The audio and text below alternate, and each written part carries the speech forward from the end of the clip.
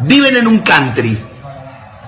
Andan en BMW para arriba. Los fines de semana se cogen a las mejores minas. Morfan bien todos los días. El día anterior al partido durmieron tranquilamente en un hotel 5 estrellas y se rascaron la verga durante 24 horas sin hacer nada, jugando al ping-pong y al pool y a la play. Juegan al fútbol todos los días de su vida. Los botines, $6.000, $5.000, no sé cuánto salen, ponele 3.000 mangos, 4.000 mangos, están vendados por un kinesiólogo.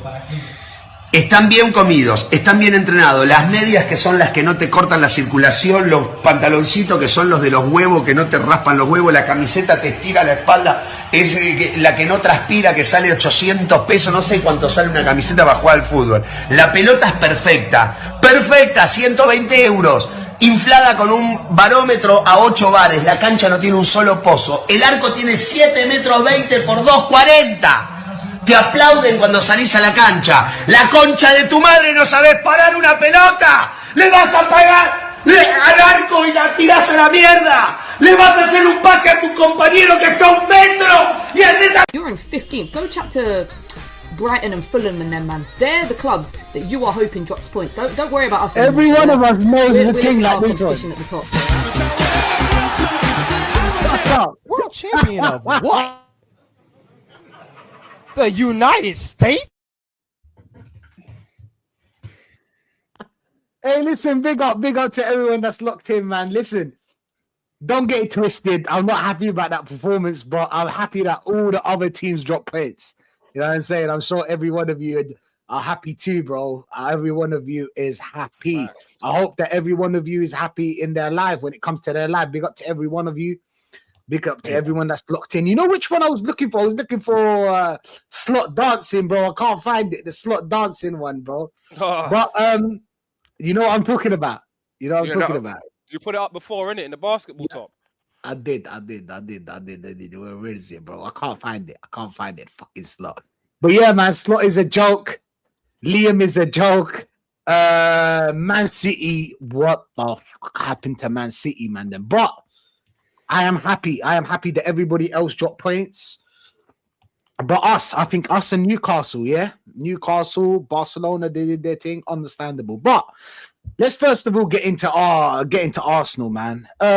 Another disgraceful performance, bro. Big up to everyone that's locked in. Big up Luna SE. Big up HTX. Big up Jalil. Big up AFC always, bro. But another stinky performance from the lads. I don't know, bro. I don't know how we can really. I don't know how to explain this thing because I really do not understand. Yeah, I know. I meant draw Ego in SE. Fucking hell, bro. I meant a draw, bro. You know what I meant. You get it. You know what I meant. You don't have to nitpick. But big up Manny, man. Big up Manny. Listen. Are we just gonna have these performances every week and not talk about it, bro? Because I know that getting over the line, winning the game is everything, but when it's every week's the same lineup, same system, same style of play, the same way. Do you know what I'm saying? It's getting a bit. Is it sustainable? No. It is not sustainable. I don't feel like when I look at a team, I know that they're a team of champions. But I saw the other day, was it yesterday? I think Ashley Cole was talking about how we're mentality monsters. Do you know what I'm saying? We're mentality monsters. Yeah, we're getting the wins. But the performances, bro, stinky. 1 billion and a bit, bro. 1 billion and a bit for that kind of performance. Going forward, nothing, bro. Saka, Danate, Jokerit, Tommy Egan. He's still got the Timberlands, bro. He's wearing Timberlands. Dan will love that one. He's wearing Timberlands, bro. He can't block the ball. He can't run after the ball. There's nothing much he can do. Martinelli, run forward, run back. Run forward, run back. Sonic the Hedgehog. Clark. You know what I'm saying, bro? Who else? Eze. Did anybody see Eze? Apart from the Tottenham game, have we seen Eze? not to blame these players, but I'm just because I don't understand. I know it's the system and whatnot, but when Max Diamond's on that pitch, you can see a baller. You can see someone that's creating. Stands out so trying much. to score the goal, trying to set up players. He's doing his thing. The defense, the defense was shaky as well, but it's understandable. Leverkusen are techie team, bro. I told you, man, to worry about Mazza, bro. Mazza, the Algerian genius, bro. He's such a good player in that midfield. And I found out that the whole team is actually, they're a decent team, bro. They're a decent team. I feel like we took the piss a little bit. But, Dan, what was your thoughts overall when it came to that game, bro? Yeah, based on what you said about Leverkusen, they got the second best defensive record in the Bundesliga. The only thing that's been killing them this season is draws, man. Even in the Champions League, when I looked at the last 4 games or 5 games, they didn't concede a goal, bro. So I predicted a 1-0 win for Arsenal. I wasn't surprised by this performance. 80% of our games this season, this is what we've been watching. Set pieces have bailed us out. Most of the time, a lot of the time we've been bailed out by set pieces, other teams not eating their dinner.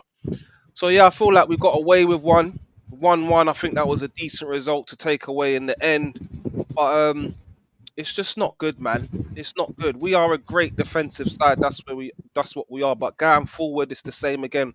Not fluid, not dynamic, slow, tragic. Touched on Eze. What was Eze doing today? Playing all we want, but like he would just alluded to, and he can just like a baller and make. Eze was doing a whole lot of running around, passing the easy passes, not taking risks. Why are you not driving at players? Why are we not seeing this dynamic footballer that we saw at Crystal Palace?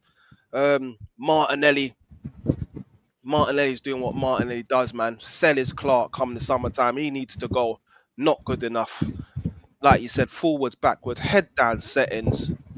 Victor Gyökeres, man. Victor Gyökeres. I'm still giving him until next season now, innit? Because I've cussed him out before, Rash. You understand? And I'm saying to myself, you know what? When he banged them 2 goals against Tottenham, I did say it was Tottenham and they're a poor side. We see what happened to them against Atletico. But give him till next season. But I just don't think he's ever going to be the answer, if I'm being 100% honest. You don't think he's the guy, Dan, do you? Like, he's the guy? He's not the guy. He's not the guy, man. He needs to be at a team like... let me think of a team that's his sort of Aston level. Villa, like Aston Villa. Aston Villa, and even a lot of these players when they leave as well, you'll find that they won't even get into the starting lineup for some teams. A lot of Arsenal players have left, and we've seen that, man. But we need to address the elephant in the room, bro, and it's Bukayo Saka. I know you've always been an advocate for what's his name, Madueke, and you're proven to be right, Rash. You're proven to be right with Madueke, man, because Saka. They didn't believe in us. God did. Trust me, my broski. Listen, see with Saka, we can talk about the grade 3 tear. That's the obvious thing to point out. But the point of the matter, what I think it is, he's been found out, bro. Yeah, he's been exposed. You understand? Red light district sentence, Amsterdam. Yeah, he has been exposed. Too predictable in what he's doing. Yeah, I was watching the game with my brother yesterday. Every time he got the ball, I said he's gonna lose it. Wait for him to cut in. He's gonna cut in. He's cutting. Yeah, wait for him to cut in. He's gonna shoot and cut in. He's cutting and tried to shoot, blocked off. Yeah, we've seen this time and time again with Saka. Now with that grade 3 hamstring that we're talking about, maybe he's lost a bit of explosiveness. But let's not talk about pace and speed, because he's never been that guy to blow a man away for pace, isn't it? He's more of a cut inside, cut back out, pass, 1-2s, getting back. He's not a GA. Do you understand? He's not a pace merchant. So let's not do that thing. He's lost pace. He's just been found out. Yeah, because when Madueke comes on now, you can't predict what he's gonna do. I don't know what he's gonna do. Is he gonna run at you? Is he gonna go left? Is he gonna go right? Yeah. We don't know what Madueke is going to do, and he's the better footballer. End product is debatable now. I don't want to hear end product no more, because what's Saka's end product been? Do you understand? I think they've probably got about the same amount of goals now. So what are we doing here? Yeah? Are we hoping? Are we smoking this hopium, Rash? Is that what we're doing with Saka? And even when he signed the... Go on, what was you going to say? I was going to say that we are smoking this opium. Saka represents people that are from the ends. 100%. So Saka is they're trying to hold on to that person that they all believe in. They thought that this guy was going to be the guy. They told us that they were going to build the team around Saka, Odegaard. Where's Odegaard now? Gone. Who's up next? Who's up next? This is it with Saka. Did he just have a good 2 seasons and that was his peak, that was his ceiling, and now we're seeing the level that he's dropped down to? I mean, we can blame Arteta, of course we can. Run him into the ground. You understand, with system we can do all of that, but I just think he's been found out, and the only reason that he got that 300 bag a week contract, not just for his performance, is because he's the poster boy for the club. Do you understand? So they're going to make that money back in shirt sales and all of this sort of stuff. So that's another main reason why they're signing up for 300 bags a week. They're thinking business-wise, commercial-wise. On the pitch, he ain't been good enough, man. How much longer are we going to say that, oh, he's going to come back to his best and we need to be starting Saka over Madueke? Not for me. That Everton game, Madueke should be starting based on that stinker that he's just put down, Saka. Madueke should be starting against Everton. He slapped one in against Mansfield as well, top Binzels. And he's come on and got us a penalty. Do you get it? Yeah. But yeah, when we're talking about the game, Rash, it's more of what we've been seeing. Boring stuff. No cutting edge. We're just good defensively, man. And got done by a set piece, which was a bit funny, because I don't know if you, man, watched the Instagram for Bayer Leverkusen. Did you see their post? Yeah, I saw it. No corners allowed was one of them. Then they had one of Arteta with the light bulb, and they went round and started masking up all the fucking switches and all of that. Crazy stuff. Hey, they're funny, bro. They're funny. Even though I know it's about Arsenal, but it's funny, bro. It's very creative. Very creative. But overall, I'm happy with the point, Rash, if I'm being honest with you. I think we got away with one, bro. We got away with one, and I'm confident that we should be able to get over the line at home at the Emirates, but I'm not writing Leverkusen off because I feel like they could have had a couple more goals, bro. They just wasn't clinical enough. So, we'll see what happens. But overall, we'll take the point.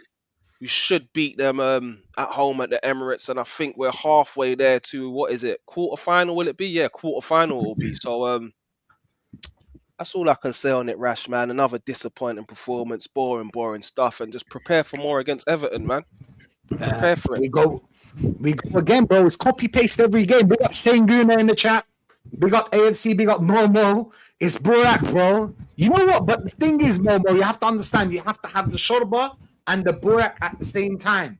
You can't have one and not have the other. It's just, you get me? Like, but this is by the way, for the people that don't understand, it's a food that we eat when it's Ramadan. But listen, man, AFC said something that was crazy. Our attackers track back faster than going forward, Rob. Rob, it's been a long time, bro. I've texted you time ago, and we haven't found the time really to link up. But this is Rob, bro. Our newest signing. Rob, I mean, our attackers actually track back faster than going forward. One of them is Martinelli. Martinelli is basically a left wing back. Because when you think about it, he ain't no left wing. He's not a left midfielder. So I don't understand what going forward. What is the system? What is this system, Rob? And what was your thoughts about this game? Well, I thought that the game was just like kind of just what we just said, like as a normal performance. I was surprised that, like, I'm listening to it on TNT Sport, and they're saying that, oh yeah, this is lucky for Leverkusen because they caught Arsenal on an off day. And I was like, what the fuck are you on about? Caught us on an off day. This is a normal performance from us. We saw this against Mansfield. We've seen this most of the year. I mean, I think the only exception was maybe recently, maybe Leeds, the 4-0 against Leeds. I mean, even if you go back to the start of the season, this is how we've been playing. We've been saying about this for how long? For months and months now. So I don't think any of us were surprised. I think it's just a little bit disappointing. I mean, yeah, that left wing. Do you know what as well? And I really thought, looking at our next few games, that this was going to be our easiest game. I thought, do you know what? Everton, Bournemouth, these could be dodgy. Obviously, the City game, blah, blah, blah, could be dodgy. But I thought this Leverkusen game at least will be fairly straightforward. Hopefully, we can get it sorted in the first leg and then, maybe rest for the second leg. Well, that was fucking stupid, wasn't it? So fuck being positive and optimistic, because look where that got us. I mean, we were lucky to get away with a draw in the end. Because for me, obvious dive. I mean, the amount of people fucking defending Noni and saying it's a clear penalty and stuff like that is just astounding. But I guess I shouldn't be astounded. This is our fan base, isn't it? This is what they do. This is just the ridiculousness of them. But yeah, man, that left wing is so dry, especially when, I grew up on the likes of, we all grew up with the likes of like Pires and Overmars. And we were, even after that, we're talking about Alexis Sanchez, ballers. Yeah. Do you know what I'm saying? We're talking about ballers. Ballers, way better than Martinelli, way better. Even Iwobi's better than Martinelli, football-wise. And there's still people defending it. There's still people I see online today when I was traipsing around online saying that, we need to keep giving Martinelli a chance. I'm like, what the fuck are you on about? How many chances does this guy need? I know we had Rob, they're so annoying, Rob, and they're very aggressive as well when they come with it, You shouldn't be talking about Martinelli at this time of the season. How dare you? Shut up. Yeah. You shouldn't put pressure on the players. Don't put pressure. You might upset them. Don't put pressure on them. It's really fucking crazy, man. They get so emotionally attached. That's what the same with the manager, isn't it? They're so emotionally attached. When they defend the players or the manager, it's like you've cussed out their wife or their girlfriend or something. They get that deep. They get that deep, into it. So, pause. So, yeah, I mean, fucking hell. For me, the whole season is like a race against time to win something before the players just all drop dead. I mean, it's just we're really on the I don't know whether we can see out this last 2 months. Basically, that's my worry, that we just not got enough in the tank. And kind of like we just said, the Everton game is going to be the same. The Bournemouth game is going to be the same. Imagine pitching up at the Carabao Cup final and playing like that against City. I mean, I know they were shit yesterday, but you can't imagine that if we play like that against City, that City won't do us in the Carabao Cup final, surely. Yeah, I think if we play like that, it will still be a 50-50, Rob, if we defend well. But yeah, man, City might find a way. I can't lie, Dan. I mean, City, you can take the piss, but City do create chances, bro. Latvian Guna saying, big up to you, Latvian Guna, bro. Go subscribe to him. AFTV just tweeted, if you can't support Saka on his bad days, you don't deserve him when he's at his best. It has been 1.5 years since he had a proper good performance. That's exactly what I was going to say, Latvian. If it was one game, I swear to God, if I'm lying, I'm flying, I would never speak about it. If it was just one game. You know what, furthermore? If it was 6 months, if it was the last 6 months, I'll be like, you know what, Saka, he's got credit in the bank. I'm sorry, bro. His credit line dried up last season. He used it up last season because he didn't do shit the whole season. Trust me. This season, I'm sorry, bro. This season, I'm going for anyone, bro. Since we have the money, I mean, we're spending big bucks on these shit players. Do you know what I'm saying? I want some more Hincapes. I want some more Gabriels and Salibas and what? Do you get what I mentioned? I mean, how have we spent $1 billion and we have so many players we need to get rid of? Do you know what I'm saying, bro? It's crazy. You know, at the end of the season, it's going to be crazy with the keep sell. Yeah, but if you speak to certain fans, bro, we don't need to get rid of no one. I see another tweet about Odegaard. We can't wait to get him back. We need his creative spark. He's been shit. Yeah. What are you talking about? I can't wait for him to get back. What's he going to do? What's he been doing? What are we doing here? Oh, he was good 2 years ago. That's what they say. He was good 2 years ago. He was good 2 years ago. The mad thing is, the commentators, sorry, I was just going to say, the commentators on the game yesterday were saying that we're missing Odegaard. And I was thinking, well, hang on, we've hardly had Odegaard recently, and all you guys have been saying we're the best team in Europe. So how the fuck are we missing him if we were the best team in Europe without him? Now we're having a shit game against Leverkusen. In your eyes, we're missing Odegaard. It doesn't even make any sense. They don't back Eze.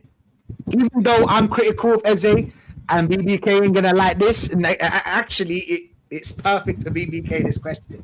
BBK, I know you're a big advocate when it comes to Eze. I know you believe in his... actually, I'll be honest, I do believe too. I do believe he has that something special in him. But what are we missing here, BBK? What is the problem with our attacking, our forwards? When I say forwards, I include the number 10. What is the problem, bro?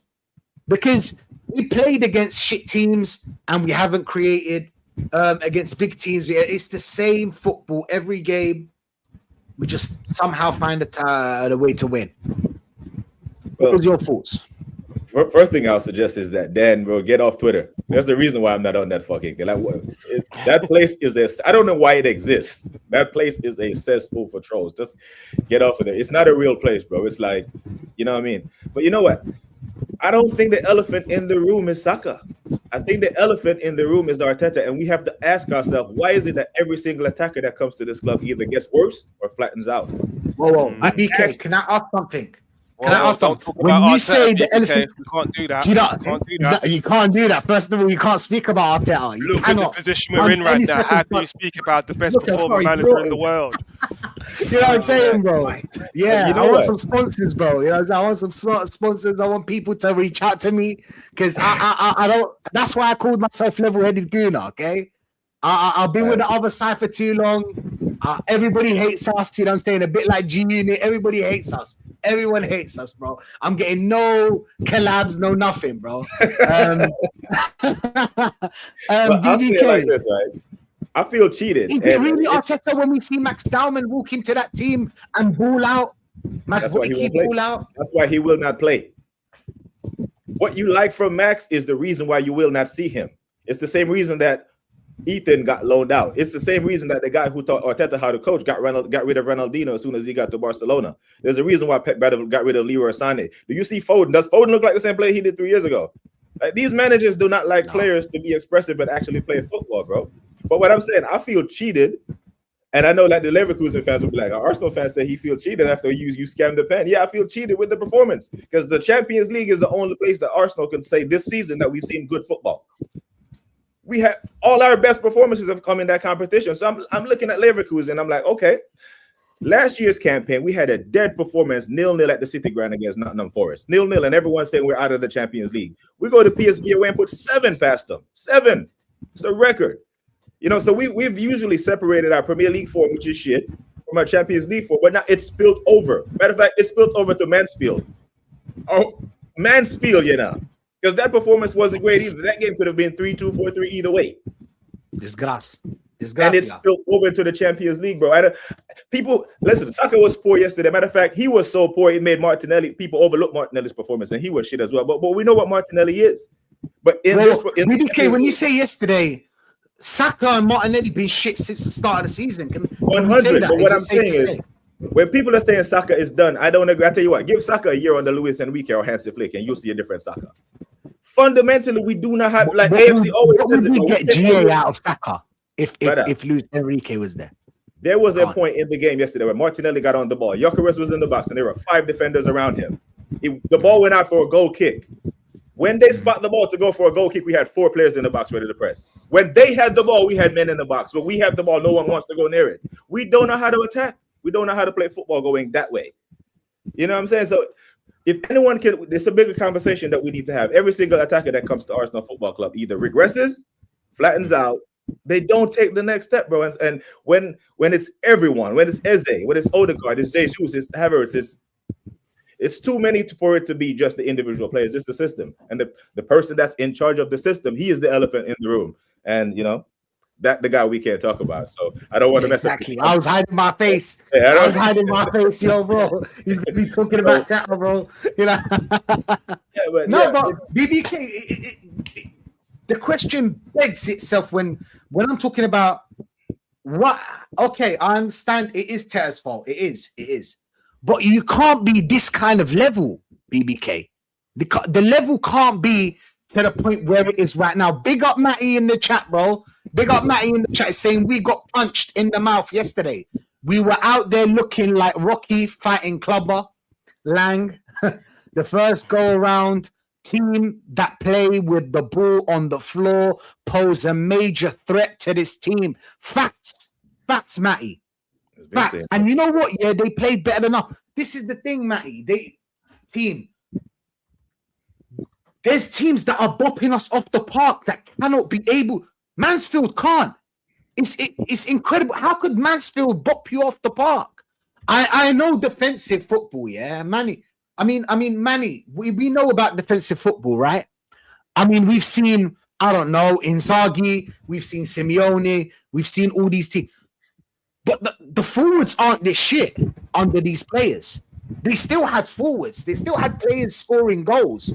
I'm saying a Martinez and you know what I'm saying?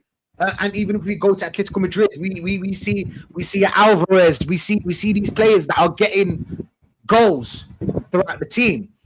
I mean, I'm not going to say what we're going to do going forward because we all know that Tata's never going to change his mind.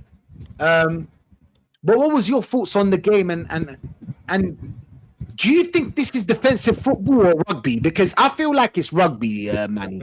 It's more rugby. Yeah, first of all, Rash, big up to you, and also big up to Rob. Nice to see you for the first time we haven't met before, and I hope you're doing well, yeah? Big up, you too, man. Yeah, right. And it's funny how Matt in the chat spoke about Rocky and Clubber Lang. I even went so far to say in Shane's Irish breakfast chat that Arteta is every bit like an Ivan Drago when it comes to players, the welfare of his players. If he dies, he dies. Yep. It's disgusting. And thankfully, we all know what happened in Rocky 4. 4 consecutive lefts, boom, boom, boom, boom, and Drago was out for the count and out of Russia with his tail between his legs. Sadly, we don't have a Rocky Balboa who will punch Arteta's lights out, but I wouldn't go so far to necessarily call it rugby. And interestingly enough, the England rugby team is facing a lot of criticism and controversy about its own style of play under Steve Borthwick, the coach, and that's not really reaping dividends there. They're close to bottom of the Six Nations table. They can't win, and there is talk that they might sack their coach, and maybe a new coach will change their style. But as far as the game is concerned as well, and I will go back to your question about whether our style of play is actually, really attractive. The worst part about the game in many ways was that in the first half, we did have the Lions shared possession, and we should have created a few more chances. Aside from that that shot he had, which smacked the crossbar and left Blaswich beaten hook, line, and sinker, I would agree that Martinelli didn't do very much. But I always keep saying that when it comes to some of our better attacking players, they're being played out of position. And you've absolutely said it perfectly that Martinelli is now effectively receiving the Aubameyang treatment, where he's going from playing as an off-the-shoulder striker or a target man in many ways to being sort of asked to hug the wing and effectively being a left wing back. And what we're now seeing, Rash, and you've said it perfectly, is this style of play where attackers are becoming a little bit more impotent. And what made it work at the time was that we were getting goals from other players. And there was another tweet from from someone I know and someone who I consider a chum, saying that this particular game has showed us that we actually miss Odegaard and Mikel Merino of all people. And that segued into what Rob was speaking about earlier. I mean, Rob nailed it when he said that it's ridiculous to say that that we miss Odegaard because he wasn't really a big part of our Champions League performances so far in the league. And as far as Merino was concerned, well, he was used as a false nine, started off well, getting a few goals, but then the goals dried up. And then his input from midfield wasn't exactly, perfect either. So, we had to drop him. And now he's, of course, injured and he's not really making any inroads as well. And so when you have a situation where, the style of play we have is not really bringing about the goals, that goes back into what a lot of people say about our style of play being unsustainable. And Arteta isn't making it any better. And it is fair to say that both Saka and Martinelli had games where, quite frankly, they just looked, for want of a nicer word, ineffective. I don't want to say impotent because, that could have serious ramifications for the future. I think Saka might be thinking of getting married. We don't want him to be in a situation where the boy can't, procreate, if you know what I mean.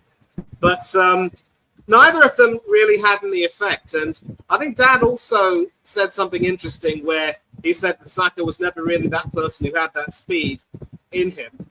I mean, there would be a few rare occasions if we remember when he would turn on the afterburners, but you're right, that speed was never essentially a part of his game. It was just an added feature which he could use every now and then. But he has been overworked. He has been run into the ground. And we all remember that on one occasion when we played him in the 10, I think that was Manny, sorry, not to cut you off, but like your mic is a bit giving us a bit of feedback. There's Hold on feedback. a minute, please. Can you hear me now? Yes. Yeah, that's better now. That's better. Yeah, Sorry. Well, the problem is now I can't hear you, so I'm going to have to come out and come back in a minute. Oh shit. Okay, no problem. Big up to everyone in the chat. Big up, man. Big up DL, my G. How Lee judges can say that he was shocked when Saka was substituted when he was the poorest performer on the pitch. Like I said, bro, you can't talk about Saka when it comes to no. He is shocked that Arteta actually hooked him. That's what he was shocked because he knows. I still can't hear you. Limp off the pitch. Yeah. So Is that okay. a good sign? Do you think that's a good sign that he's seen that and he's got the balls now to hook Saka? No, he's always seen it. He's always seen things, but Arteta is the guy that likes to do things on his own time. If he feels like there's outside pressure, outside influence, he's so damn arrogant, he's going to do it on his own time. He's not going to let anyone tell him. There's a reason. Like, remember when we were told to shut up when Tony said you won't win with Odegaard as a captain? He's going to double down on that. He is not the type that let the outside influences make his decisions for him. Right. Yeah. But anyway, I was speaking about Saka before I had to go off, and I was saying as well that, you know, on one occasion when he was played in the 10, that was at the 2-2 draw against Molineux, where we let slip that 2-0 lead against a Wolves team that are as good as relegated. We tried him in the 10. He did score, but he didn't really contribute very much either. And then when he was eventually pushed out onto the wing again, we could see that, you know, every time he got the ball, the Wolves defenders just had to, you know, run back and they took it away from him. The boy needs a rest. He's been running to the ground. And this is yet another example of the type of arrogant management of Arteta where he's allowed our best asset to sort of deteriorate like this. And when he was given that huge contract with that pay hike, I was thinking to myself, this is Mesut Ozil and Pierre-Emerick Aubameyang Mark II or III. Because again, it seems to me that this is the way the club would like to sort of choose to operate. They will, you know, they'll give some of these players a really big pay rise. And then when there is a drop in output, as is, you know, predicted or perceived, it's like, you know, they'll be used as a scapegoat. It's absolutely horrible. And I really fear for Saka. And that was another reason why we needed to make sure that we could develop a proper replacement for him. Instead, we bought someone like Noni Madueke. Now, I heard at the beginning of this debate that, you know, Dan was pretty much saying that Madueke has now earned his right to start ahead of Saka until further notice. And I will admit that when he came on, obviously he had Leverkusen a little bit off balance. But, you know, as Rob pretty much said, that never should have been a penalty. While Tillman didn't do himself any favors by trying to tackle him from behind, a close look will see that there was no real contact with him. You have some, you know, biased people like Adrian Clark on TalkSport saying that it was a penalty because, you know, he tackled Madueke with his rib cage of all things. I mean, the levels to which people stoop to justify this nonsense is rather stupid. With Waneri, we have an absolute baller. And we have someone who now is doing some good things with Marseille in the company of Aubameyang and under a new coach in Habib Beye, I think is the new coach. I think he's a former international as well. Did he play for Tunisia or Algeria? I forget which. I think he's Algeria. I don't know. I'm not gonna. I think North Africa. I know North Africa, but I don't know where. Yeah, I'll confirm that. But the point I'm making is that, again, it's another example of just how not only is he a poor man manager, but his talent ID is absolutely, you know, through the. It's just completely abysmal. And I've just found it out. He was born in France, but he actually played for the Senegalese team. So I should apologize for that, Habib Beye. But we've got someone like Madueke. Yes, he can score some occasional bangers. He did score against Mansfield Town. He scored against Club Brugge. He, you know, does have the ability to make himself somehow useful. But in the long term, given how much money we've spent for him and given how low his output has been, I mean, can we really say that we have someone who can be, for the long term, someone who can compete with Bukayo Saka? And if Saka does need to be given the rest, which I believe he does, can we really trust him to nail down that position? The worst part is, Arteta seems to have this this weird obsession with trying to stick with out-of-form players in the hope that he can play them back into form. And it's not too dissimilar to what Unai Emery has been doing with Ollie Watkins recently, although Watkins actually did score tonight, so maybe there is some vindication, but I still think that Tammy Abraham needs more minutes. But still, you see some examples, and Emery is a lot more tactically astute, but even he has his demerits as well, and he and Arteta, if you look at it, are not too dissimilar. But again, it's poor man management from the manager. It's his insistence on trying to, put these square pegs in round holes to play the type of football he prefers, rather than scouting for players who are willing to play his way. He takes some really fine players and sucks all the joy and the talent and the and some of the ability out of them, and leaves them shells of their previous selves. And I think Dan alluded to it when he said that some players, when they leave our club, probably won't get first team football elsewhere. But I tell you what, quite a lot of players as well have left our club and are thriving right now. You take a look at ESR, you take a look at Nicola Pepe and a few others. So I'm sorry for having rambled on, but the game was a disappointment. We got lucky in the end.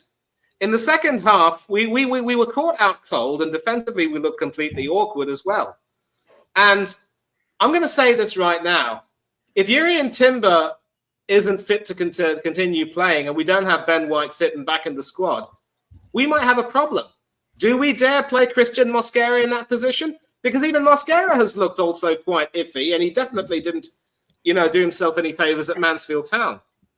So the worrying thing is now, Rashid, we're starting to see our performances becoming really iffy at a stage where, if anything, we need to start consolidating ourselves, consolidating our position.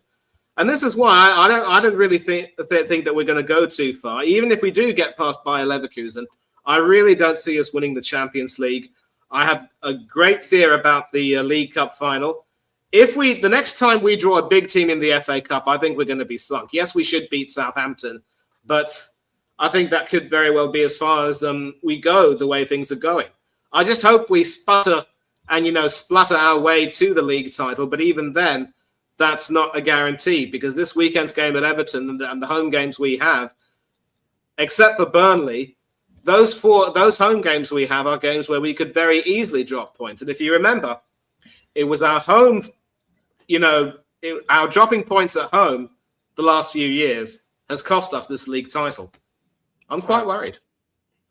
No, you should be. We are worried. All of. I mean, this season, everything has been gone our way, bro. We've been scamming wins, refereeing decisions been going our way. Not that I'm complaining. I hope that they continue to do so. But we're talking about even the draws, bro. We had the easiest draw in the Champions League.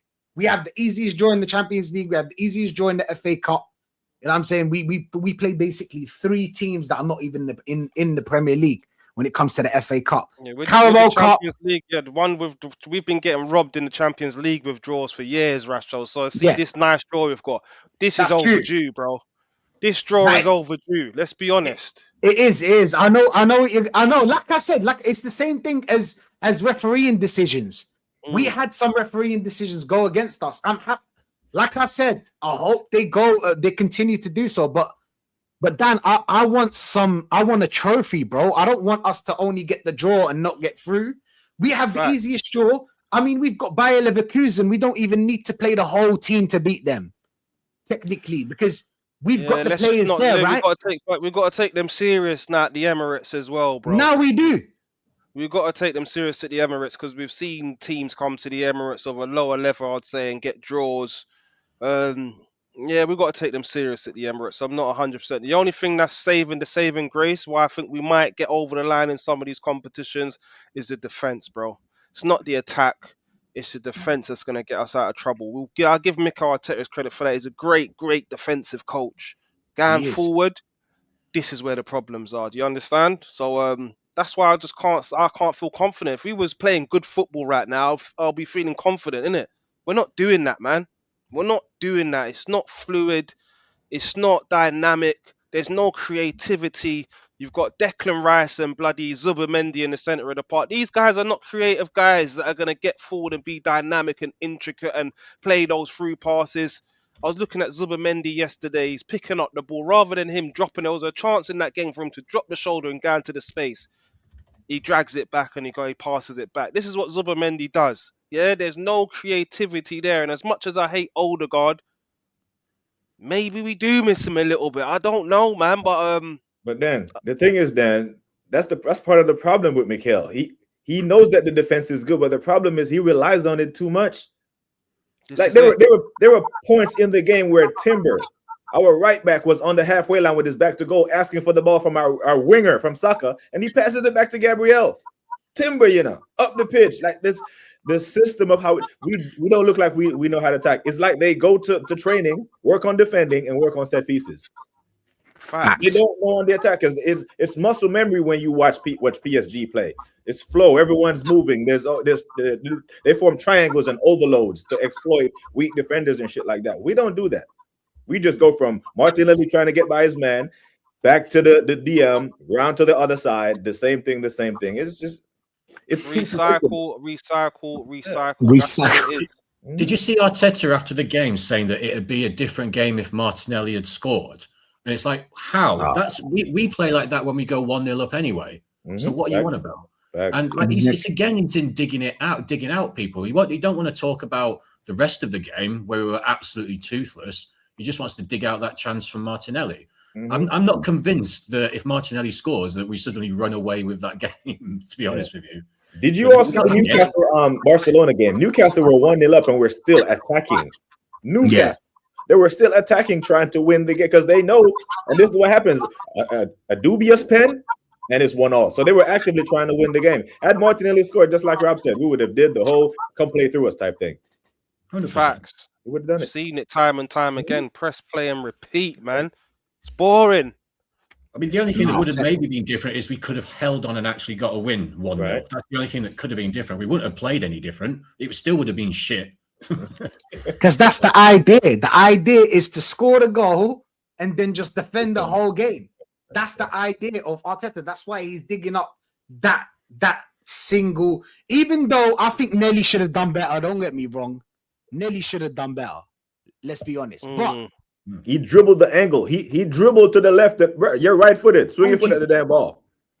Thank you. He cut onto his left foot where the angle is against him, and then it's all power. No aim, no direction. That's low IQ football, which is Martinez. That's what he is. He's has a very low football IQ. That's why he's looking at the ball all the time.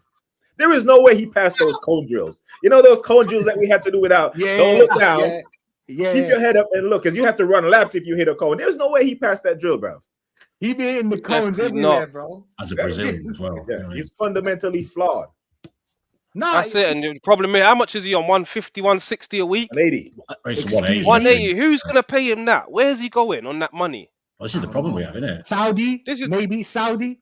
Saudi. Rash, come on, bro. I don't know. No one's taking Martinelli. They're not taking him, and no one's paying him 180 a week. Come on. Maybe if he goes to Brighton, getting in front of Toma, he's a bench player at Brighton. Where else? Most Premier League teams is a bench man. Yeah. He's a bench man, bro. Yeah. Nah, he is. He is, bro. He is. I want to do some ratings. You know what I'm saying? We want to do some ratings when it comes to this game. Let's start with the striker. Gyökeres, Tommy fucking Egan. He had his Timberlands yesterday. Couldn't run. He was wearing jeans, blood. You know, listen, Tommy Egan was wearing jeans yesterday, bro.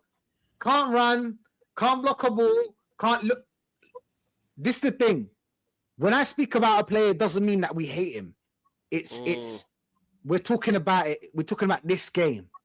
If I wanted to talk about all the games, I would have a hell of a lot to talk about, but just this game.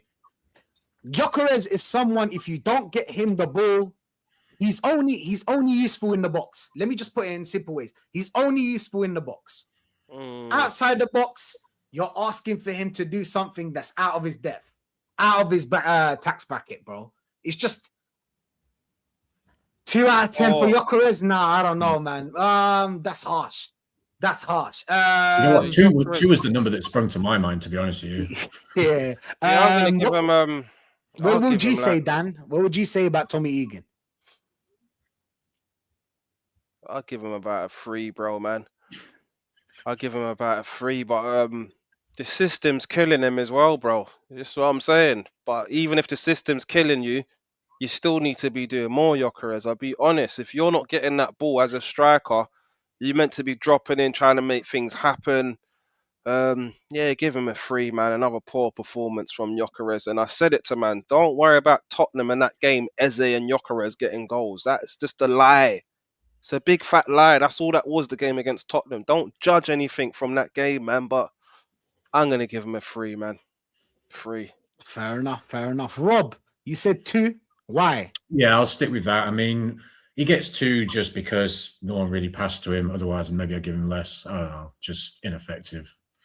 I don't dislike the guy. I was up for him coming to the club. I still think we could get some use out of him, but he's not a main Arsenal striker, is he? I mean, unless something drastic changes in the next few months or whatever, I'm not convinced.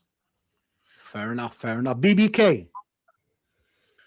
You know what? I'll go with a 3. I won't argue with the 2 though. The reason I go with a 3 because I think the guy that's supposed to be getting on the ball was worse. So yeah, 3. Fair enough. Manny. I'll have to go with 3. Peer pressure.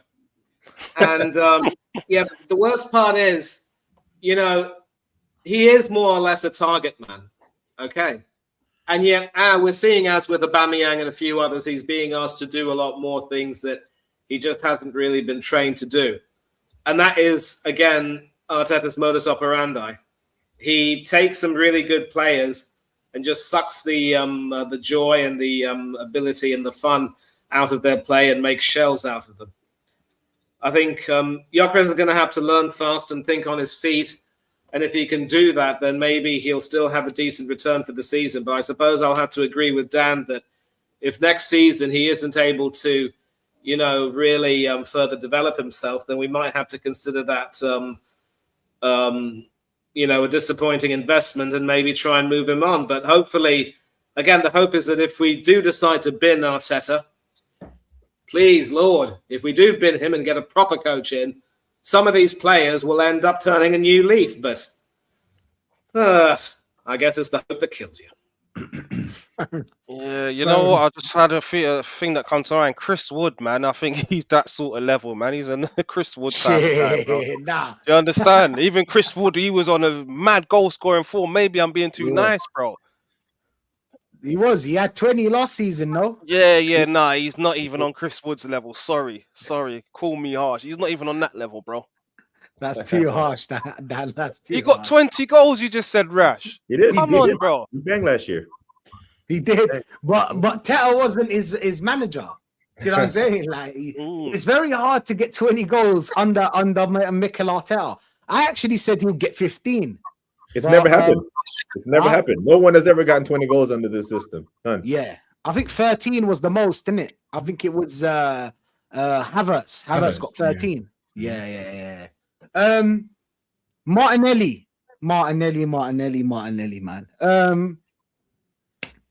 What?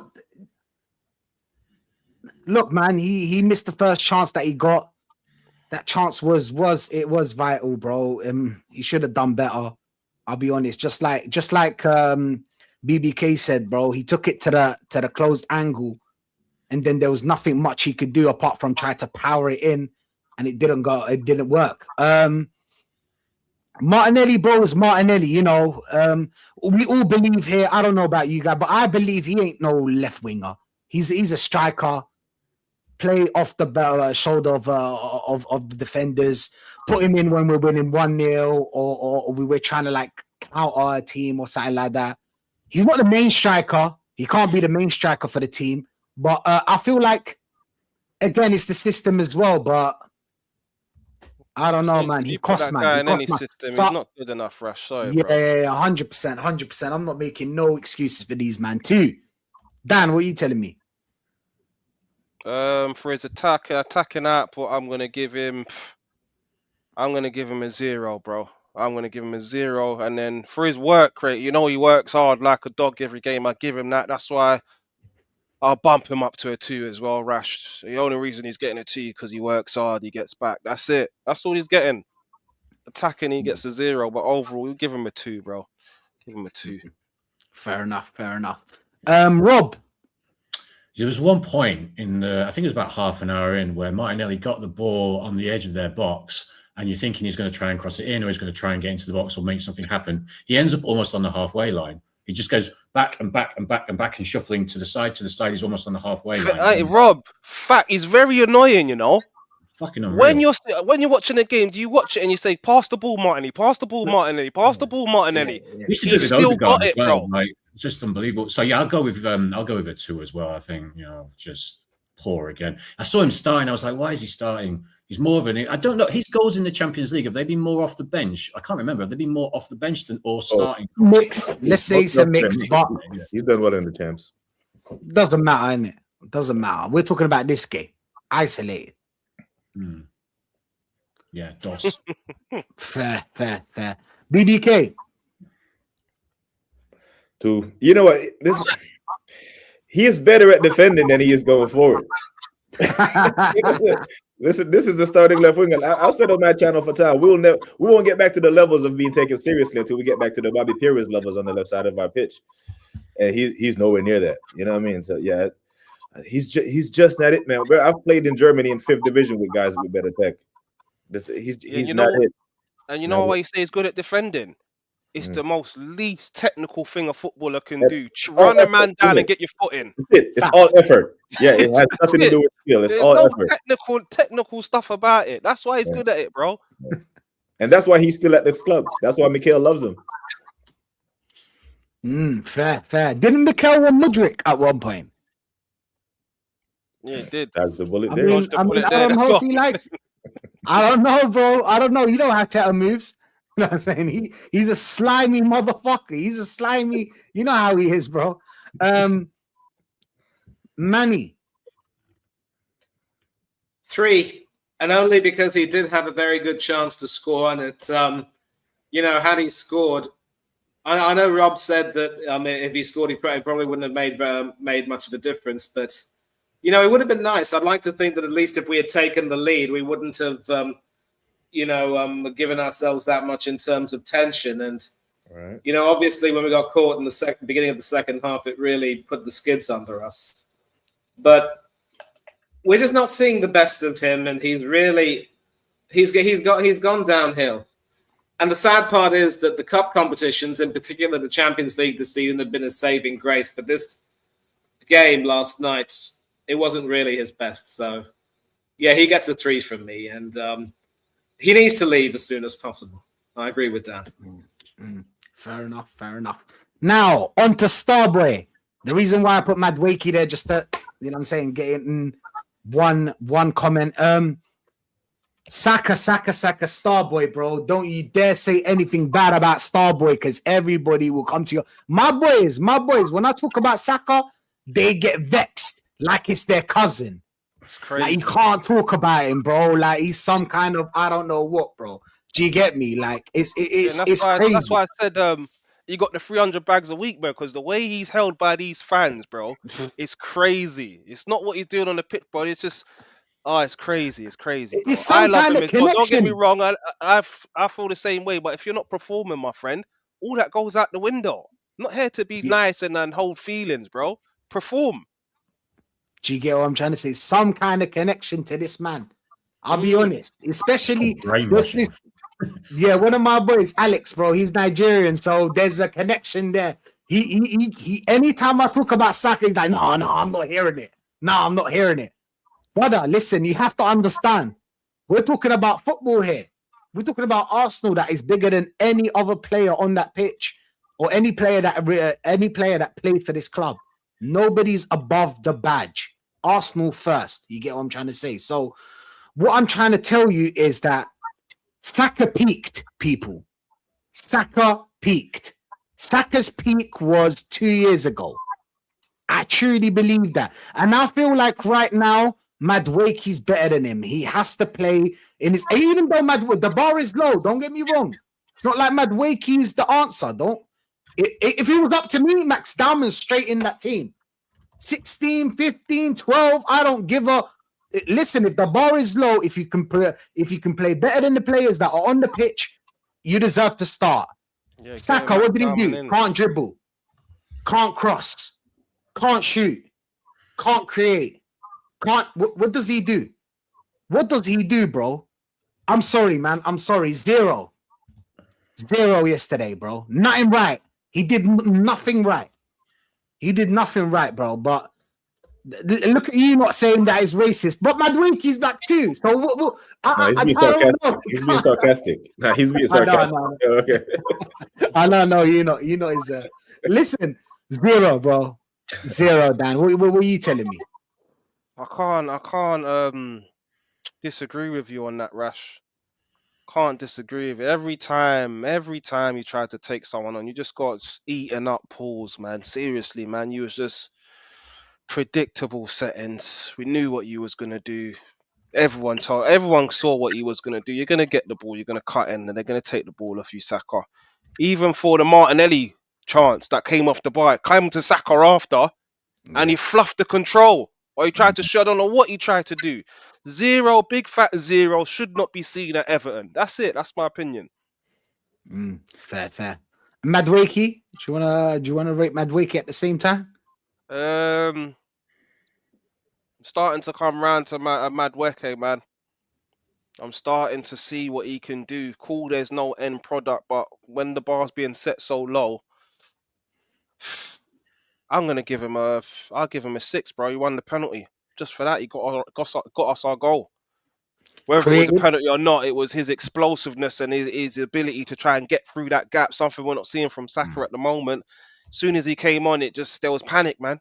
There was panic as soon as he came on. Isn't that something you want from your winger? To take on players. Don't get me wrong. I know the end product, but I'm sorry, even Saka's not having end product right now.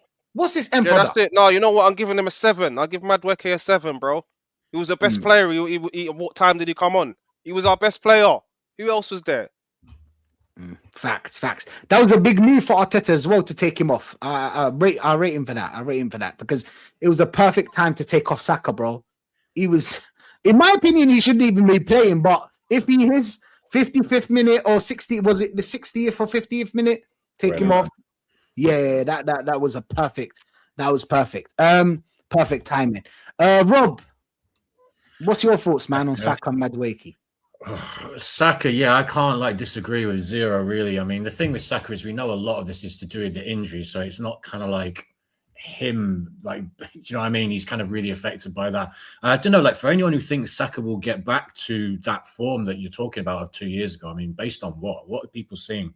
What do they think is going to make him get back to that form? I mean, can you really see him after this injury and how he struggled to come back, getting back to that form? I mean, how's he going to manage to do it? Maybe in a different system, maybe with a different manager, different training. I don't know. But yeah, Zero, he literally gave the ball away constantly. One of the worst games I've seen him play. Has to be a 0. Madueke, or as Martin Keown for some reason calls him Maddy Wacky. That's that guy, seriously. Yeah, I hate the fact that he dived. I fucking hate diving, but it was against the Germans. So fuck it, I don't care. I don't want to go to the German team. Am I the only one in here that thought it was a pen then? Yeah, I'm not even a biased guy, you thought it was a pen? Wow. I thought it was a pen, bro. The guy fell down on him, man. He fell down with his rib cage, as man said. It fell on his foot, bro. Did you watch it again? He fell on his it, bro. It fell on his toe, bro, or whatever he fell on. He fell on something. But you can see that he can land on his feet, and then the shot from behind shows he purposely changes the angle of his leg and hangs his leg to fall. To dive. Yeah, I don't know. Maybe I'm wrong, but that's just for me. I thought it was a pen personally. That's not even being biased, bro. That's what I thought, man.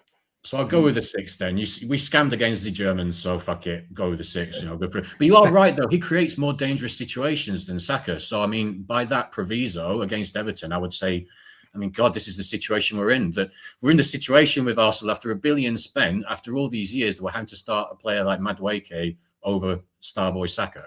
This is Starboy. Weird. We know Starboy's going to start, Rob. Come on, man. I think he's got it on the contract. Well, there's that. Come on, bro. Nobody's going to sign a 300K a week contract without him saying that I'm an important, you know what I'm saying? I'm an important player for this team. I want at least 90% of the games playing. Do you know what I'm saying? Like it's 300k, bro. He's the most. I think he gets the paid the most. I think it's Havertz the second place. So I think with 285 or 265. So, bro, it's understandable. But BBK, what's your thoughts on the whole Saka Madueke saga?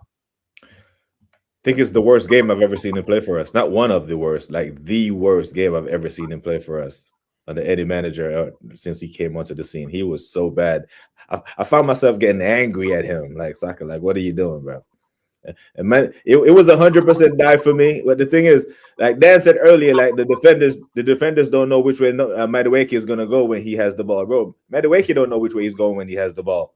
Yeah, so he confuses himself and confuses the defender.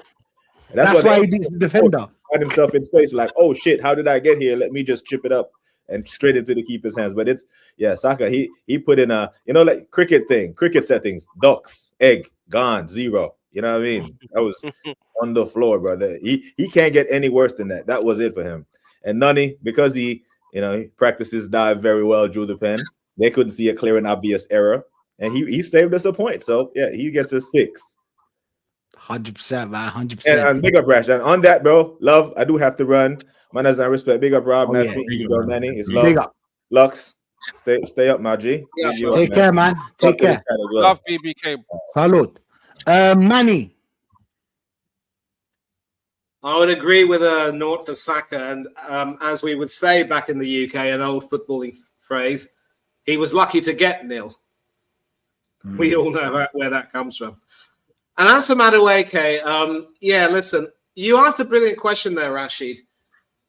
People talk about the impact he had when he came on. Obviously, he was running really hard and, having the opposition off balance. But then this is what Madueke does. And he's just a leaner, slimmer version of Adama Traore, who, runs around all the live long day, but can barely cross a ball to save his life. Yes, he did win the penalty, but apart from that, he didn't really do very much. And the reason why I'm not really, convinced with him is that, yes, he will have some moments, but it's that lack of consistency that really hurts. And we have to remember, we spent about 50 million quid on this bloke. And a lot of Chelsea fans were rubbing their hands in glee, saying that idiots and their money are always very easily parted. And, they took us for fools. Of course, we are well above Chelsea in the Premiership. We could still go further than them in Europe. We're in a League Cup final. And, we're at the similar stage of the FA Cup. But, we were warned about Madueke. There was a part of me watching him play for Chelsea that really liked him. But the more I saw him, the more I started to realize, there's not too much to his game. I suppose if you want to consider who the best player that we had was, then, invariably would have had to be a substitute. But I still wouldn't give him anywhere higher than maybe a 6. I want to see a little bit more of him. And there's not that much in him that would suggest to me that he could be someone you could depend on to start a game if Bukayo Saka can't. And a proper manager would never have sent Ethan Nwaneri out on loan. And now we're in a situation where we're hoping that Max Dowman gets more minutes and saying that he could be the answer. And he hasn't really had too many minutes either. So you can just imagine. I suppose in the context of this match, you have to say that he did his part, but I'm not giving him anywhere near higher than 6. So 0 for Saka and 6 for Madueke. Fair enough, man. Dan, I know you need to bounce. Big up to you, man. Thank you for your time. I mean, Eze rating. All I want from you is Eze rating and your thoughts on the Everton game real quick. 3 from Eze, man. I believe I could have done what Eze done yesterday. I'm being honest with you, bro. There was nothing. You was just running across the pitch a bit, passing it out wide. There was nothing that he done that I could say, you know what, that was high level. That was, yeah, man. It was just not. It's just nothing. Just huffing and puffing. This ain't the first time, Dan, isn't it? Like, it's not the first time that Eze has gone missing. Yeah, this is what I'm saying. We've seen this time and time again. Is it the system? We don't know. It's partly the system, I think, but I just think, yeah, I'm unsure about Eze. I'll be honest with you. I I'm agree. starting to think to myself, is he the answer? Is this the player that we signed from Crystal Palace? Something's not adding up, Rash. I'll be honest with you. Something's not adding up. I've watched him many games this season after seeing the same performance, huffing and puffing, just not really offering nothing, man. You're just there. You understand? When you're picking up the ball, you're just doing basic stuff. Declan Rice, Zubimendi, I can take that from Declan Rice and Zubimendi. That's not really their game, but you're meant to be this dynamic player, driving through, beating players. This is what I thought I was. You're not doing it. So I don't know. I'm going to give him a 3, man. Fair enough, man. Yeah, and then Everton game. What are we saying, bro? I see someone put in the chat, if that Mikalenko guy's playing at left wing, then Saka's going to have his work cut out. I'm not too sure. I haven't looked at it too tough in terms of what injuries they've got, but I know it's not the same team that we played. Yeah, because some of them were in AFCON, innit? Like some of them were in AFCON. They had injuries. Is what's his name back? Dewsbury Hall, is he back? Talisman? He might be back as well. So it'll be a different Everton squad. We've had quite a few draws with Everton, man. I remember a draw at the Emirates as well with them. David Moyes, he knows how to set up a team. So I think it's going to be hard work again. It's going to be a hard watch again. Fair enough, set man. Pieces bail us out. I think it's going to be a tight one, but I think we should just get over the line against Everton. That's what I'm predicting, man. But I'm not confident, but I think we'll just about get over the line against them. No, fair enough. Hopefully we do. Thank you for your time, and make sure you thanks for having me, Rash. Therapy, bro. Cheers, Dan. Yeah, Manny, love, Rob. Nice meeting you, my bro. Take care, man. In a bit. Love. Rob, what's your thoughts on Eze, man? Yeah, man, did a few simple bits, just not effective, really, wasn't it? Just sort of echoing what Dan was saying there. I think 3 is fair enough. Do you know what? I think it was Kenny on one of the other streams, the legend that is Kenny, was saying about players who are big fish in small ponds. And so, Eze would be like that in Palace, but when they come to the bigger pond, they don't have the same kind of effect. I thought that was a really interesting point. And I hope it's not the case with Eze, because it's only his first season. It is under a manager who is perhaps not the most suitable for Eze. There's just a big question mark over him at the moment. I kind of don't know what. I think Dan sort of said the same thing. I kind of don't know what to think about him at the moment in an Arsenal shirt and in this system. I don't know. He's kind of like, it's not working, but he needs to be given more of a chance. But now we're at the business end of the season where we need things to be working. So, this is what we bought him for, to make things work at the business end of the season. So he's kind of, it's a weird one. What did I say? 3. So I would give him a 3. I don't see, you can't really give him much more than that, 3 or 4. Not really anything. Fair enough, man. Fair enough. Manny. Yeah, Eze gets no more than a 3 for me. And the sad thing about this is I can't even blame, Arteta for sucking the joy out of him. I will say that you do not simply drop a guy who scores a hat-trick in the North London derby. Yes, it was against the Spurs team that, quite frankly, are, gave us space. They are what we... Yeah, I mean, what do we think of Tottenham? Shit. Exactly. And that's what they've been this season. But, it's like dropping a player after he does so well. It can't really do too much for his confidence. And, he definitely needs someone to, give him an encouraging word and say that, listen, son, we signed you from Crystal Palace because we believe in your ability. We know how you, the pivotal role you played in helping Crystal Palace win their first ever piece of silverware, and you've given yourself legendary status over there, giving them a moment they won't ever forget. Now you come over here because we believe in you, and I would say to him, you've got the skills, you've got the ability. I know you can do it. Just relax. Is he perhaps suffering from some sort of imposter syndrome, knowing that he's only being given a start there because Odegaard isn't fit and because the captain can't play, because the captain's away, Eze gets to play? Eze's a bigger player than that, and he's got to be given the freedom to own, that field, as it were, and be the player he was at Crystal Palace. And that is another failing of Mikel Arteta. I mean, I know I've studied and earned an MBA, but, you don't even need an MBA degree to have that sort of attitude. And I just think that the poor bloke is suffering from an identity crisis, maybe an imposter syndrome, but he needs to be told that he is starting on merit. And so he has to, make that spot his own. Make it difficult for Odegaard to come back in. Even Kai Havertz, whenever he gets chosen, he doesn't do very much these days. Yes, he scored the penalty against his former club, but I think I can speak for all of us on this panel, even for Dan and BBK who have left, when I say that none of us can literally forgive Havertz for that absolute stinker against Manchester United in the FA Cup. He missed several chances, couldn't hit a horse's backside with a banjo. He missed his penalty in the shootout, and we ended up going out.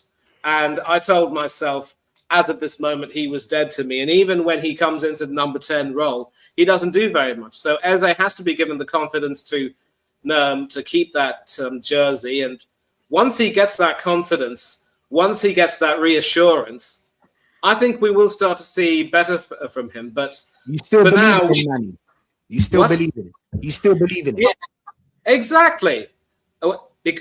When I see him play, I'm a believer. There's not a trace out of my mind. I need to start, writing some more lyrics. But look, he gets a 3, but I don't want to have the knives out for him. Like Gyökeres, he's really now in a place where he just doesn't know what he can do. I would give him another season with us, but he gets a 3. No more than a 3. Fair enough, man. Give him an arm around the shoulder. Not and also, does he have the midfield players? I mean, because obviously we're looking at it sort of more of a going forward sense in terms of how he's linking up with the more forward players, the more attacking players. But does he actually have a coherent enough midfield or the right midfield sort of behind him and around him? I love what you said there. I love what you said there. We have a coach, Rob, who does everything arse backwards. A sensible coach would have Declan Rice playing in the 6, the more defensive part of the pivot, while Zubimendi goes forward, because Zubimendi defensively is just not it. And we all know that Zubimendi can provide, a little bit of a spark, and if he and Eze can work together, that's fair. But everything's just arse backwards with this manager. It's ridiculous. And, once everything is sorted out, we will see the best of him. It could very well be that, moving from a 3-4-2-1, which Oliver Glasner used on the Palace, to the 4-2-3-1, maybe does he have a little bit more pressure? I don't know. But for me, I think he's got the skills. He's got the ability. He just has to be given some reassurance. But, with his team selections and his man management, Arteta is proving that he's going to be the death of us as a team. Well, yeah, I fully, from what I said before, it's not I don't believe in Eze and his talent and stuff. I just don't know whether under Arteta he can really thrive properly unless Arteta changes his way of thinking. Because we've seen what we're 3/4 of the way through the season now, and we've not got. Like you said before, he does such stupid. Like the first thing with Eze that really pissed me off back earlier on in the season was when he didn't start against Man City. Because didn't we have an injury to Odegaard or something at that time? I don't think Odegaard played in that game, and he put Marino in instead of Eze. Wasn't it that? Yeah. And I remember seeing the lineup and thinking, what the actual fuck? Why is Eze not playing? So it all kind of started back then. Because if you're Eze and you just come to Arsenal and he's putting Marino in front of you for a game at home to Man City, like what's going through your head? That's fucking craziness. Absolutely. I agree. I'm going to That's look what up Manny was talking about. That identity crisis. He feels like he should be playing week in, week out. Especially, we bought him for big bucks as well. We bought him for big bucks. People are forgetting about how much we paid for him. And I feel like he was done dirty a couple of times by Arteta. I feel like he was, but still, it's no excuse. It's no excuse to drop, because it's not the first time. That's the thing. It's not like he has credit in the bank. Yeah, the 2 games against Tottenham, 10 out of 10. But this is Eze, 10 out of 10 performance, 2 out of 10 performance. The 8 out of 10 performance, 3 out of 10 performance. That's Eze. Agreed, but again, as I'm saying, Arteta just has to shut the hell up and let him play. And Rob, you're absolutely right. I've actually got the link for that game you mentioned. It was a 4-3-3, and he did start with Rice, Zubimendi, and Marino in that midfield. And Marino actually came off for Ebery Eze later on in the game. And of course, Martinelli replaced Urian Timber. He came on later, but then he ended up scoring that breathlessly late goal. But then that's the thing, like, Arteta is that type of person. No matter how good a toolbox you have, if you aren't a skilled carpenter, you won't do anything with those tools. If anything, you'll break those damn tools. So, like I said, it is very much an identity crisis or an imposter syndrome, and he just doesn't feel as though he's worthy now. He needs someone, and it's like there was a point earlier in the season, I think you boys might remember this, when, you know, Arteta was basically critical of Eze after performance, saying that he needed to do a little bit more after a game. And I'm sorry, but that is no way to treat someone you've just signed. That is disgusting. And as I've said, you don't need an MBA degree to know that it is man management 101. At this point, I'm willing to, you know, walk into that team, throw Arteta out on his backside and tell him, boys, listen, I'm the manager now. I might not be as tactically astute as Arteta is, but I'm going to tell you right now, all of you who are here, at least most of you, are fine players, especially the ones who've you know, signed. I believe you're good players. I'm going to give you the confidence to do as well as you can. Just go out there and play the way you feel comfortable playing, and we're going to let the chips fall where they may at this point. I'm sorry, but you know, Manny's trying to do the Carrick. Manny's trying to do the Carrick. I hear that, bro. I hear that. Oh yeah, yeah, beautiful, Habibi, Yaqi, Helwa. Well, listen to Arteta 2 weeks ago. Sorry, I was just going to say, sorry. We listened to Arteta a couple of weeks ago saying he's just beginning to understand Eze. What do you mean you're just beginning to understand him? A couple of weeks ago. Christ. You're on 15 million a year. You're the fourth highest paid manager in the world, and we're told the greatest manager in the world. And you're only just beginning to understand Eze, a player who presumably you had some scouting reports on and watched some games of before you signed him. How are you only just starting to understand him? Can you imagine Ancelotti or someone coming out with that? I'm going to tell you right now that just underlines how unfit he is for purpose. You know, there are some things about which he's exceptionally, you know, fastidious and finicky or whatever you want to call it. But when it comes to some things more basic and more fundamental, the man's clueless. And I love how you mentioned Michael Carrick, Rash. Amarim, Scamarin. The man was literally taking away the joy from everyone at United, all of his players, Kobe Mainoo, Amad Diallo, and then in steps Michael Carrick. You know, United almost runs through his veins, except I think he's played for West Ham and Tottenham as well, and as a Newcastle fan, a boyhood fan. But he's come in and look how he's transformed them. Exactly. So Arteta is no Michael Carrick, although he played for Arsenal. If anything, he's the manager who will end up winning us absolutely nothing. And it's pattern recognition all over again. He has us doing so well. We talk so much about big things. It's Arsene Wenger 2.0 all over again, the final years. Out of the frying pan into the fire. Rob, you'll remember those last years of Wenger. Those were desperate, disgusting, soul-destroying times, weren't they? But what I will say is some of my best recent memories of Arsenal were from that time, because I got days out, Wembley days out, and my mates coming down to watch the We won a couple of cups. We won a couple of cups. We had street parties in Finsbury Park, because we're not having street parties in Finsbury Park for finishing second. Do you know what I mean? So you are right. You're fully correct, Manny. It was dark times overall. It is. But my actual best memories are still from that. That's crazy. That's absolutely crazy. Big up the chat as well. Big up the chat. Big up Blacks, bro. Blacks just joined us. Big up to you, my friend Kevin. Prince Fuad, big up to you, man. I don't know why you still have Jacka's picture, even though I'm not even going to speak. I'm not going to speak my mind about Jacka. But listen, people, it's Everton away. Everton. We got Everton. It's going to be a tough game because we know how we do against these physical teams. These physical teams that can play the ball on the floor always create a lot of problems when it comes to us. They had a lot of players that were out for the AFCON, and most of them are back, of course. One of the players that I like is Ndai. I like Ndai that plays at Everton. They got two strikers that are very dangerous, Barry and Beto.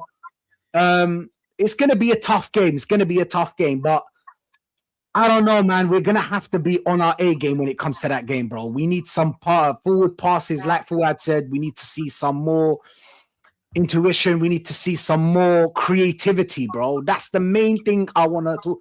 Creativity. We cannot try to win the game of set pieces. It's impossible. You can't go every game, and that's the only plan. But listen, man, Rob, what do you think about this game, man?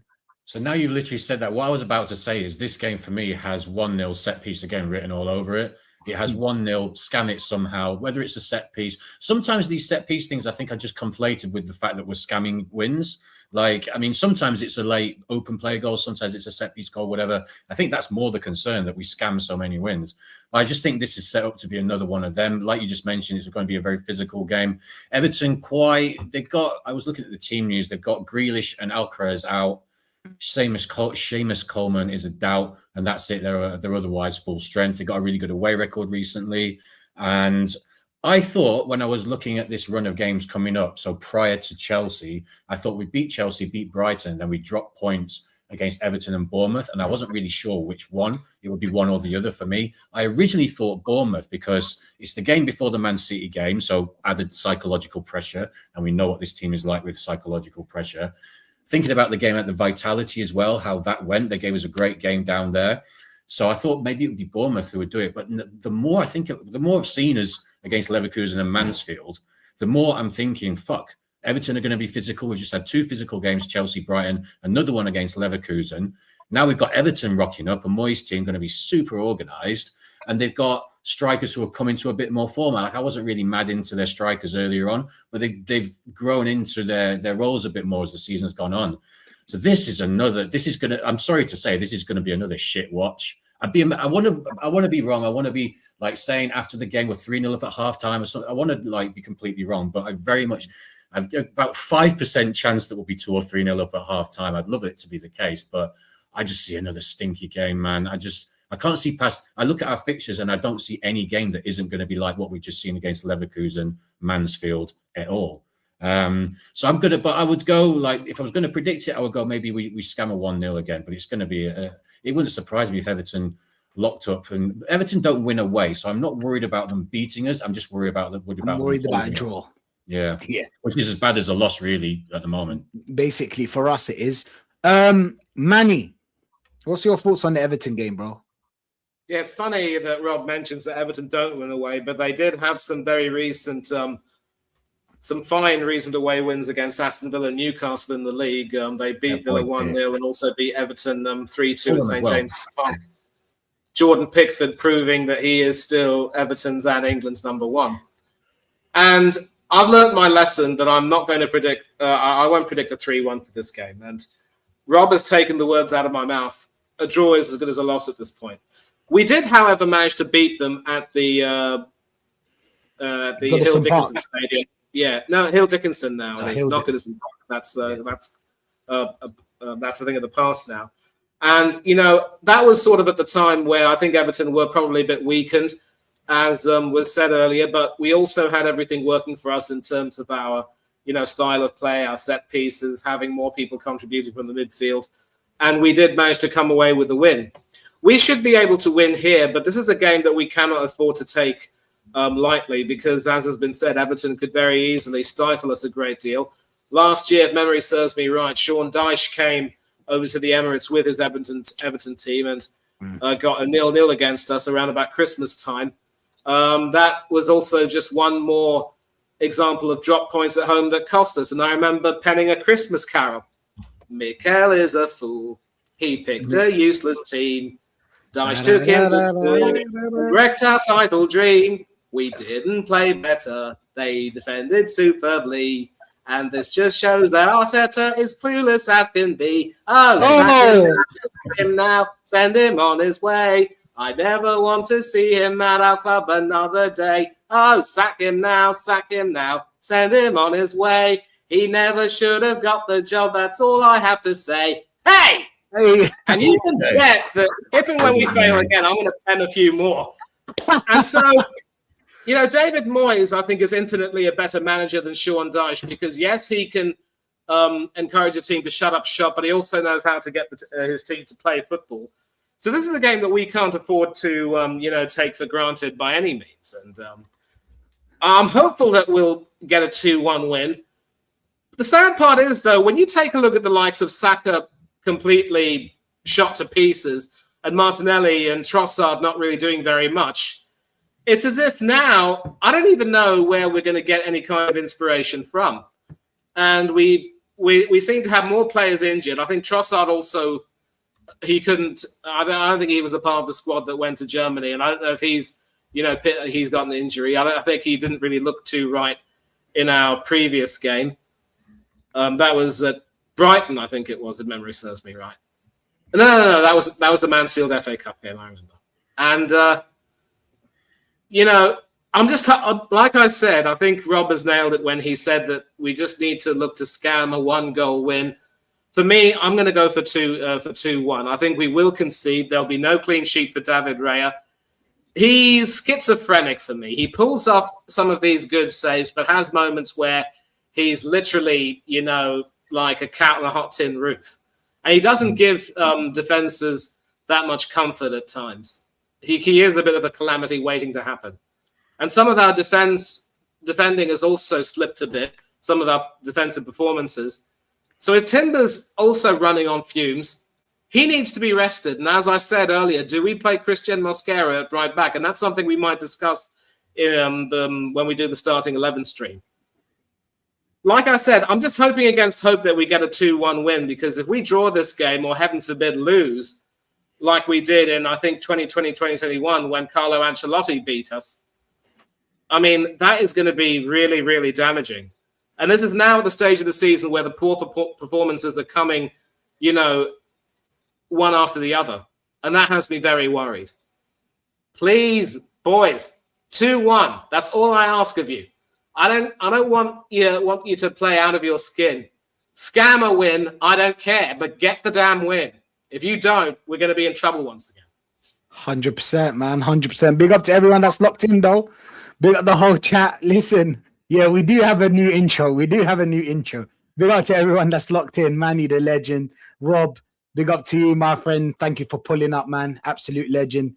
BBK and obviously Dan. Big up to everyone that's locked in. And said, listen, if you want to listen to more Arsenal content, we're going to send you over to Shane Gooner. He's doing his Banana Brews. Got absolute legends there. Do you know what I'm saying? He's got absolute legends there, bro. Everybody there. Norms, Jez, BBK. So it's going to be a good one. Big up to everyone that's locked in. And we're out, people. Cheers. Rashid Raid on the way.